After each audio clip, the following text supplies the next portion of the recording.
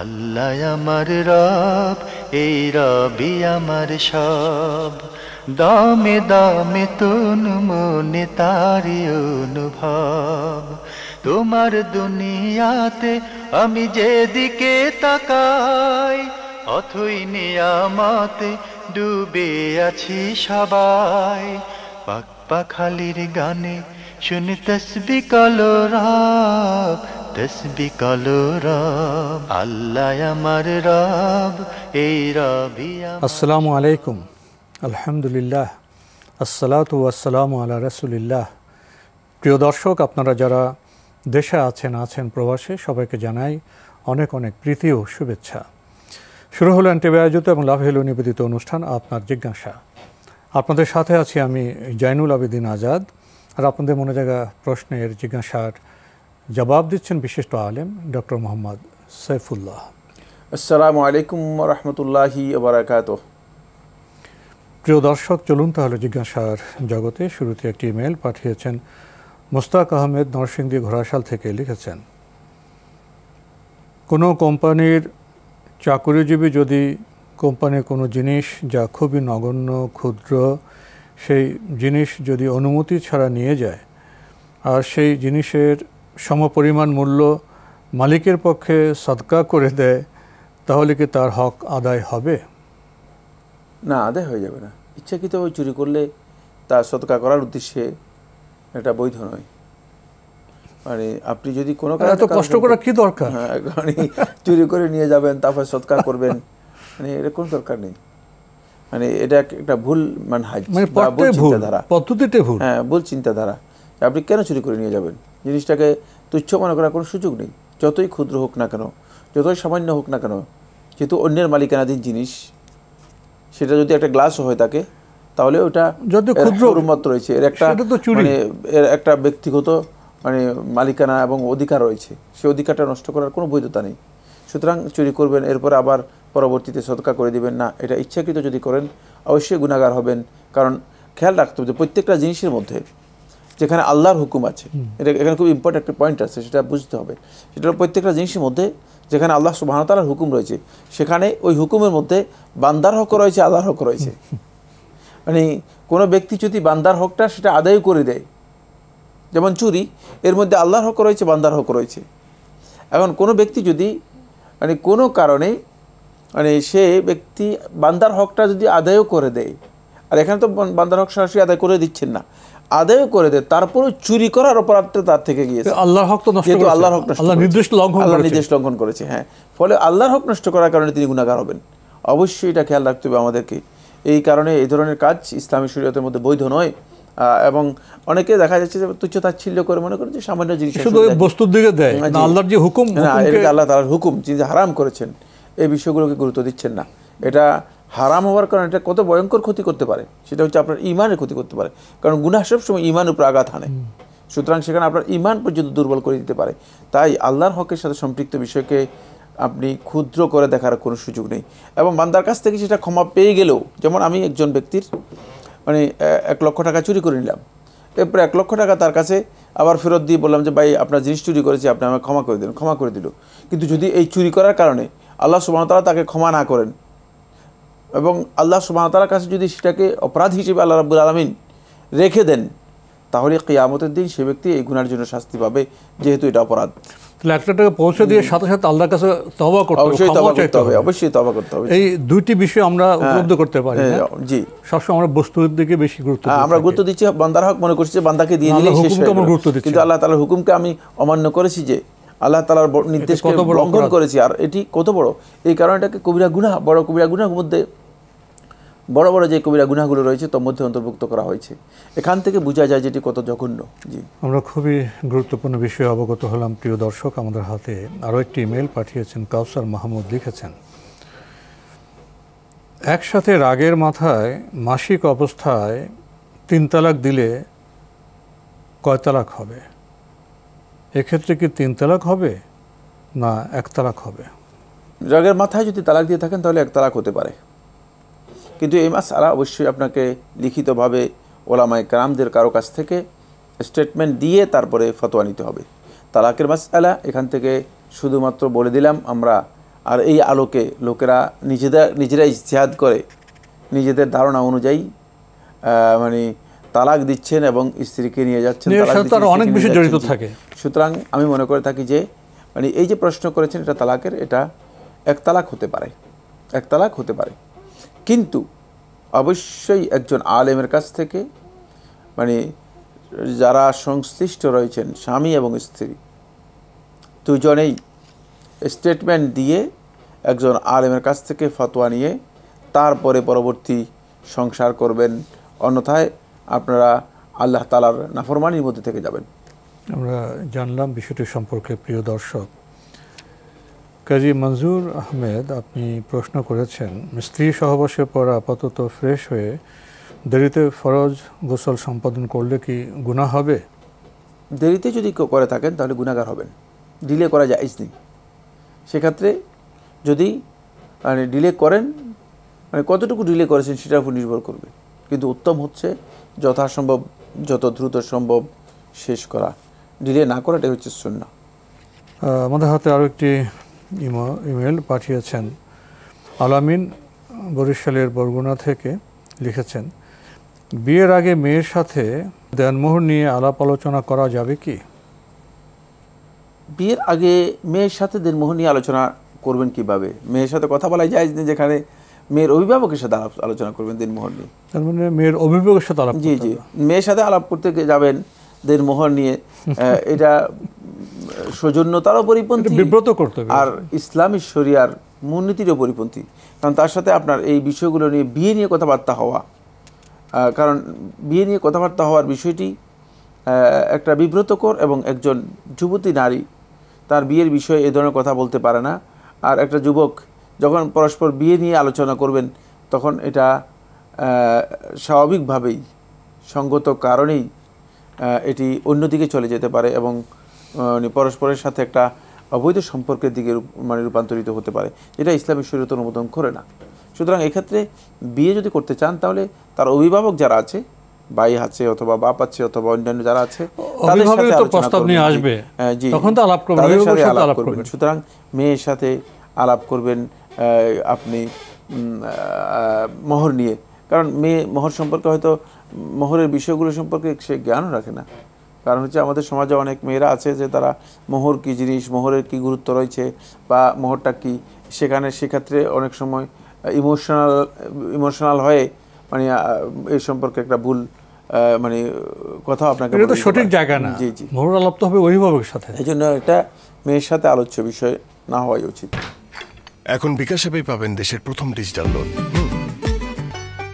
আরও একটি ইমেল পাঠিয়েছেন আব্দুল হান্নান বাহরাইন থেকে, লিখেছেন, কোনো স্পেশাল দিবস উপলক্ষে মাজারে, শহীদ বেদিতে, শহীদ মিনারে, বিভিন্ন ভাস্কর্যে ফুল দিয়ে বা পুষ্পস্তবক অর্পণ করে শ্রদ্ধা জানানো কি শিরক নাকি এগুলো জায়েজ? যদি শিরক হয় তাহলে কি এই শিরকের কারণে নেক আমল বরবাদ হয়ে যাবে? যদি আমল বরবাদ হয়ে যায় তাহলে মুত্তাকিদেরকে কি নসিহত করবেন এই শিরকে যেন শামিল না হয়? মুত্তাকি ছাড়া তো আল্লাহকে অন্যরা ভয় করে না। প্রথম কথা হচ্ছে মুত্তাকি যারা, তারা এই কাজের ধারে কাছেও যাবে না, কারণ এটি একটি সন্দেহজনক কাজ। যে কোনো ধরনের সন্দেহজনক কাজ, ফামান ওয়া কাফি শুবহাতি ও কাফিল হারাম, যে ব্যক্তি সন্দেহজনক কাজের মধ্যে পতিত হলো, নিমজ্জিত হলো, সে হারামের মধ্যে নিমজ্জিত হলো, হারাম কাজের মধ্যে পতিত হলো। সুতরাং মুত্তাকিকে বলছেন যাদেরকে, তারা তো প্রশ্নই আসে না। মানে এখানে মুত্তাকি মাসালা আসবে না, বরং মুসলিম আসবে। পরবর্তীতে আমি বলবো এখানে আসবে মুসলিমরা এখানে যাবে কিনা। মুত্তাকি তো প্রশ্নই আসে না, মুত্তাকি ব্যক্তি এই কাজের ধারে কাছেও যাবে না। তাকওয়ার গ্রেড হচ্ছে মানে সর্বোচ্চ গ্রেডের মানে কাছাকাছি। মুত্তাকিদের বিশেষ বৈশিষ্ট্যমণ্ডিত একটা গ্রেড, যেটা মানে যে মানে উত্তীর্ণ হতে মানে অনেক সময়ের প্রয়োজন। রাসূলুল্লাহ সাল্লাল্লাহু আলাইহি ওয়াসাল্লাম এর মধ্যে সর্বোচ্চ মুত্তাকি ছিলেন। সুতরাং এটা অন্য বিষয়। এরপরে আমি যে মাসআলাটি আলোচনা করব এটি অত্যন্ত গুরুত্বপূর্ণ, এটা আজকেই আলোচনা করব এবং খুবই গুরুত্বপূর্ণ। আমি মনে করে থাকি যে মানে এই মাসআলা থেকে অনেকেই এই বিষয়ে সুস্পষ্ট দিক নির্দেশনা দিতে পারবেন। প্রথম কথা হচ্ছে, আমরা বলেছি যে খুব গুরুত্বপূর্ণ কিছু কথা বলবো।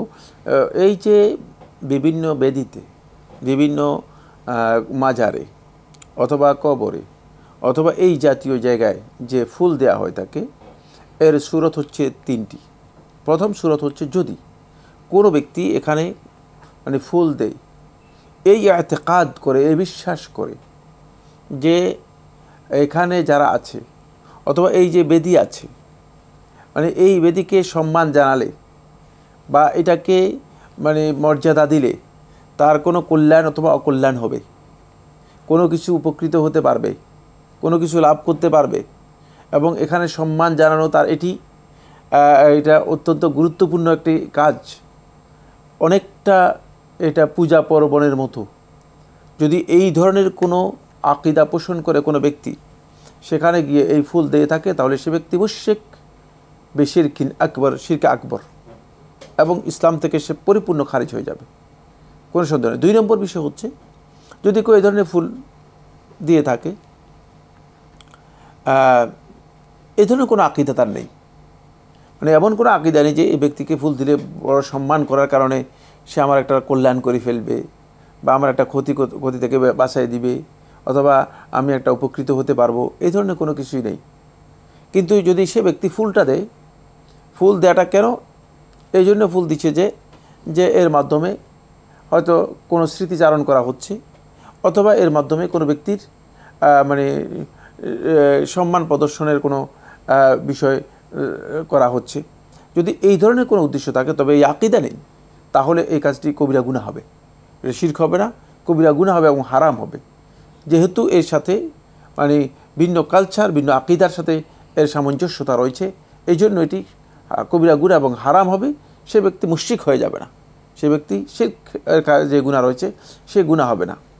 3 নম্বর হচ্ছে, যদি কোনো ব্যক্তি মানে এই ধরনের বেদিতে অথবা কবরে অথবা মাজারে অথবা এই জাতীয় জায়গায় মানে বাধ্য হয়ে যান ফুল দেওয়ার জন্য, মানে কোনো না কোনো বাধ্যবাধকতার কারণে, মানে অন্তরে এই কাজটাকে সম্পূর্ণরূপে মানে অপছন্দ করেই কিন্তু তিনি সিস্টেমের কারণে এখানে দিতে যান, তাহলে সে ব্যক্তি কিন্তু কবিরা গুনাহ হবে না, তার এই কাজটি ভুল হবে। এর জন্য তিনি আল্লাহ রাব্বুল আলামিনের কাছে তওবা করবেন এবং আল্লাহ তাআলার কাছে ক্ষমা প্রার্থনা করবেন যে আমি একটা ভুল কাজে নিজেকে ইনভলভ করে ফেলেছি, এই জন্য তার এই কাজটি হারাম অথবা কবিরা গুনাহ হবে না। খেয়াল রাখতে হবে যে এই ধরনের কাজে অবশ্যই মানে অন্তর দিয়ে আন্তরিকতার সাথে যে একজন ব্যক্তি কোনোভাবেই সে ব্যক্তি কোনো কিছু এই ধরনের কাজে মানে অংশগ্রহণ করতে পারবে না। কিন্তু মুত্তাকি ব্যক্তিদের কাজ আলাদা, কারণ তাকওয়ার দাবি হচ্ছে, এটা সাধারণ মুসলিমের কথা, এটা মুসলিম ব্যক্তিদের কথা বলা হচ্ছে। কিন্তু মুত্তাকি ব্যক্তিদের কাজ হচ্ছে, তাকওয়ার দাবি হচ্ছে তিনি, এগুলো তো প্রশ্নই আসে না। এর চেয়েও আরও কিছু কাজ আছে যেগুলো বৈধ ইসলামের মধ্যে, সেই বৈধ কাজগুলো সে বর্জন করবে না, সেই বৈধ কাজগুলোকেও বর্জন করবে আল্লাহ তাআলার ভয়ে এবং গুনার ভয়ে বৈধ কাজগুলোকে বর্জন করবে, তিনি হচ্ছেন মুত্তাকি। ভাই আব্দুল হান্নান, আপনি আরেকটি বিষয় উল্লেখ করেছেন 23 নম্বর সূরা মুমিনুনের 2টি আয়াত প্রসঙ্গে। 23 নম্বর সূরার 102 নম্বর আয়াতে বাংলা অনুবাদ এভাবে করেছেন, অতঃপর যাদের পাল্লা ভারী হবে তারাই হবে সফল কাম। আর 103 নম্বর আয়াতের অনুবাদটি এরকম, আর যাদের পাল্লা হালকা হবে তারাই নিজেদের ক্ষতি করলো, জাহান্নামে তারা হবে স্থায়ী। আমরা হাদিস থেকে জানতে পারি যাদের নেক আমল কম তারা শাস্তি ভোগ করে একসময় মুক্তি পাবে। রাসূল সাল্লাল্লাহু আলাইহি ওয়াসাল্লাম 3 বার বা 4 বারে বিভিন্ন ক্যাটাগরির জাহান্নামীদের মুক্ত করবেন আল্লাহর আদেশে, কিন্তু এই আয়াতে তো আল্লাহ স্থায়ী জাহান্নামের কথা বললেন, যাদের পাল্লা হালকা হবে। আমি বুঝতে পারিনি বিষয়টি, আপনি দয়া করে একটু বুঝিয়ে দেবেন। সূরা কাহফের একটি আয়াতে আল্লাহ বলেছেন, এক শ্রেণীর মানুষের জন্য কোনো ওজনের ব্যবস্থা করবেন না। ওই আয়াত বুঝেছি কাফের মুশরিকরা ওই আয়াতের আওতায় আসবে। এখন প্রশ্ন, যাদের পাল্লা হালকা হবে তারা তো স্থায়ীভাবে জাহান্নামে প্রবেশ করবে আল্লাহ বলেছেন, হাদিসে বলে ভিন্ন কথা। এখন আমরা বিষয়টি নিয়ে কি বুঝবো? ধন্যবাদ আপনাকে। আপনি একটা প্রশ্ন করেছেন, যে প্রশ্নের মূল কথা হচ্ছে সেটা হলো যে আল্লাহ সুবহানাহু ওয়া তাআলা যে কোরআন কারীমের মধ্যে বলেছেন যাদের পাল্লা ভারী হবে তারা জান্নাত পাবে, আর যাদের হিসাবে যে পাল্লা আছে, পাল্লা যখন তাদের হালকা হবে তারা জাহান্নামে যাবে। কিন্তু আপনি নিজে একটা জিনিস যোগ করেছেন আল্লাহর কথার উপর, সেটা হচ্ছে জাহান্নামে যাবে এটাকে চিরস্থায়ী করে দিয়েছেন। চিরস্থায়ী শব্দটা কোথাও নেই, খেয়াল রাখতে হবে। আপনি আল্লাহর উপর সমস্যা উৎপত্তি হলো, আল্লাহর উপর মিথ্যাচার করে তারপরে হাদিসের সাথে কন্ট্রাডিক্ট করার জন্য চেষ্টা করেছেন। আপনি মনে করেছেন যে পৃথিবীতে কোনো ব্যক্তি নেই যে এই মিথ্যা সম্পর্কে বুঝবে না। এরা মিথ্যুকরাই এ ধরনের মিথ্যা কথা তৈরি করে, যারা রাসূলুল্লাহ সাল্লাল্লাহু আলাইহি ওয়াসাল্লাম হাদিস সম্পর্কে বিভ্রান্তির মধ্যে রয়েছে, হাদিসকে মানতে চায় না। কিন্তু তাদের এটা জানা নেই যে কোরআন মানতে হলে হাদিস মানা ওয়াজিব, অন্যথায় কোরআনকে অস্বীকার করতে হবে। আপনি যে আয়াতগুলো উল্লেখ করেছেন সবগুলো আয়াতের মধ্যে কোথাও আল্লাহ সুবহানাহু ওয়া তাআলা চিরস্থায়ীভাবে জাহান্নামে প্রবেশ করবেন এই কথা বলেন নেই। যাদের পাল্লা হালকা হবে তাদের বলেন নেই, কোথাও বলেন নেই, কোথাও বলেন নেই। সুতরাং আপনি কেন এই অর্থ করলেন? এই অর্থ করে তারপরে আপনি বলতেছেন হাদিসের মধ্যে এসেছে যে একদল লোককে জান্নাতে হবে, একটা দ্বন্দ্বিক অবস্থা সৃষ্টি করবে, দ্বন্দ্বিক তৈরি, মানে একদল লোক যখন ঈমানের সহিত মারা যাবে তারা জাহান্নামে যাওয়ার পর আবার জান্নাতে আসবে। দুটাকে তো আপনি খুব সহজভাবে মিলাতে পারেন, সহজভাবে মিলাতে পারেন, কারণ এটা মানে কোরআন এবং হাদিসের মধ্যে কোথাও সামান্যতম তাআরুজ, কন্ট্রাডিকশন নেই। একটা আরেকটাকে কনফ্লিক্ট করার কোনো সুযোগই নেই। কোরআন যে বক্তব্য দিয়েছে হাদিস সেটাকে সাপোর্ট করবে, হাদিস যেটা রয়েছে সেটা কোরআন থেকে সাপোর্ট করা হবে, এটা হচ্ছে মানে বক্তব্য। কিন্তু এটাকে বোঝার জন্য সেই জ্ঞান আমাদেরকে নিতে হবে। সেই জ্ঞানটা কি? সেই জ্ঞানটা হচ্ছে এই কোরআনের মধ্যে বলা হচ্ছে এরা জাহান্নামী হবে, মানে এদের হুকুম হবে জাহান্নামে, কিন্তু জাহান্নামে তারা স্থায়ীভাবে আসবে না। যদি ঈমান থাকে তাহলে জাহান্নাম যাওয়ার পরেও একদল লোক আবার জান্নাতে আসবে। সুতরাং এখানে কোরআন এবং হাদিসের মধ্যে কোথাও কন্ট্রাডিকশন নেই, কন্ট্রাডিকশন নেই। সুতরাং কন্ট্রাডিকশন আপনি তৈরি করে আপনি কথা বোঝানোর জন্য চেষ্টা করছেন যে না হাদিস কোরআনকে কন্ট্রাডিক্ট করে। কখনো না। পৃথিবীর কোনো ব্যক্তি কোরআন এবং হাদিসের মধ্যে যদি হাদিস সহি হাদিস হয়ে থাকে, হাদিস যদি সহি হয়ে থাকে, কোরআনের সাথে কোনো সহি হাদিসের সামান্যতম কোনো সাংঘর্ষিক অবস্থান নেই, পৃথিবীর কোনো ব্যক্তি এটা প্রমাণ করতে পারবে না যদি তিনি আল্লাহ এবং তার রাসূলের নামে মিথ্যাচার না করেন। আল্লাহ এবং তার রাসূলের নামে মিথ্যা করে তারা এটা করতে পারবে। আপনি এখানে মিথ্যাচার করেছেন, কারণ আল্লাহ সুবহানাহু ওয়া তাআলা একটি আয়াতের মধ্যে আল্লাহ সুবহানাহু ওয়া তাআলা আবাদান শব্দ উল্লেখ করেন নাই যে তারা চিরস্থায়ীভাবে জাহান্নামী হবে, এই শব্দই আসে নাই কোরআনে কারীমের এই আয়াতগুলোর মধ্যে। সুতরাং আপনি যদি এটা বুঝতেন তাহলে আপনি এই ব্যাখ্যা নিতেন না। এটা মূলত একটা এজেন্ডাদারি ব্যাখ্যা প্রশ্ন। যারা একটা এজেন্ডা নিয়েছে সেটা হচ্ছে এই যে কোরআন এবং হাদিস দুটাকে অস্বীকার করবে এবং কোরআন এবং হাদিসের ব্যাপারে মানুষের মধ্যে সন্দেহ সংশয় তৈরি করবে। এবং আমাদের এদেশে এই ধরনের কিছু লোক বর্তমানে ব্যাপকভাবে এই অপপ্রয়াস চালাচ্ছে, যাদের দায়িত্ব হচ্ছে যে হাদিসের বিপক্ষে, যে হাদিসের মধ্যে এই ভুল আছে। তো হাদিসের মধ্যে ভুল থাকলে, যদি হাদিসের মধ্যে ভুল থাকে তাহলে 1400 বছর পর্যন্ত এই যে লক্ষ লক্ষ ইসলামিক স্কলার যারা চলে গিয়েছেন তারা এই কথাগুলো, এই ভুলগুলো বলেন নাই। আপনি হঠাৎ করে মানে 1400 বছর পরে এসে এই ভুলগুলো ধরছেন। আপনি কোত্থেকে জ্ঞান নিয়েছেন?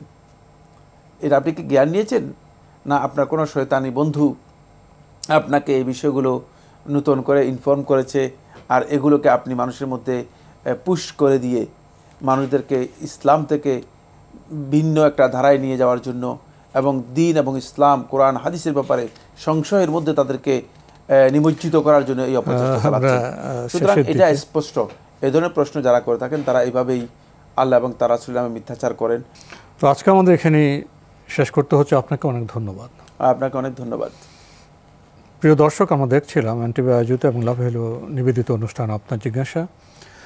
আমাদের অনুষ্ঠান আপনারা এনটিভি অনলাইনেও দেখতে পারবেন। ভিজিট করুন www.ntvbt.com। এছাড়া ইউটিউবে এবং আমাদের ভেরিফাইড ফেসবুক পেজে অনুষ্ঠান দেখতে পারবেন। সম্মানিত দর্শক, আপনারা অনেক কষ্ট করে আমাদের কাছে চিঠি পাঠান, ইমেল পাঠান এবং আপনাদের প্রশ্নের আলোকে আমরা জবাব দেওয়ার চেষ্টা করি, ইসলামের আলো ছড়িয়ে দেওয়ার চেষ্টা করি।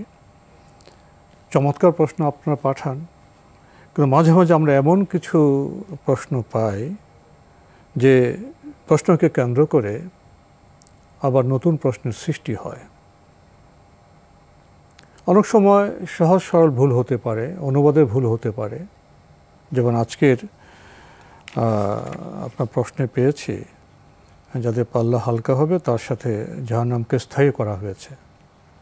একটা অনুবাদে ভুল হতে পারে, আরেকটা হতে পারে ইচ্ছাকৃত ভুল, আরেকটা হতে পারে কোনো এজেন্ডা, কোনো লক্ষ্যের উদ্দেশ্যে বিভ্রান্তি ছড়ানোর উদ্দেশ্যে অপতৎপরতা।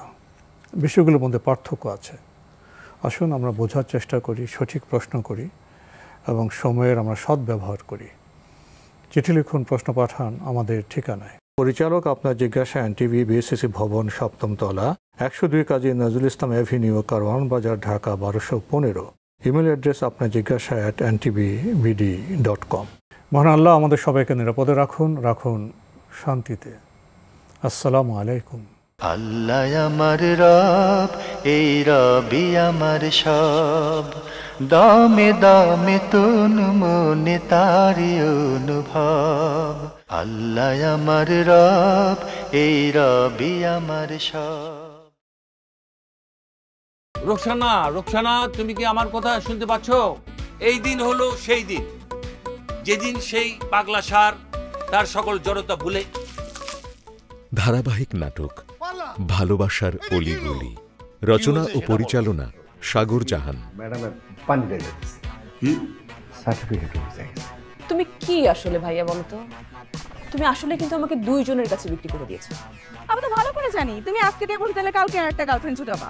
ভালো কোন মেয়েটা? এটা ধরেন, এখানে 2 ভরি আছে। আর কি করতেছে এগুলা? এটা বিক্রি করলে আপনি 1.5 লাখ টাকা হলে অন্তত পাবেন। দেখেন আমি যা কিছু করছি তোরা ভালোবাসে করছি। আরে আমি কি টাকা দেওয়ার জন্য এগুলো করছি নাকি? আপনি কি জন্য কি করেছেন সেটা শুধু আপনিই জানেন শহীদ ভাই। আমরা এখন একটা মজার খেলা খেলবো, এইটা আপনি ভিডিও করবেন। আমি কিন্তু ভিডিও করতেছি ভাই। সেই দেখবেন সোম, মঙ্গল ও বুধবার রাত 9:30 এনটিভিতে। এখন বিকাশ অ্যাপেই পাবেন দেশের প্রথম ডিজিটাল লোন।